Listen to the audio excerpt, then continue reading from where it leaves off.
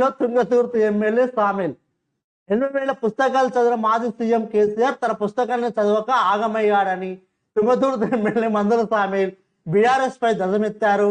Assembly budget సమావేశంలో మంగళవారం ఆయన మాట్లాడారు.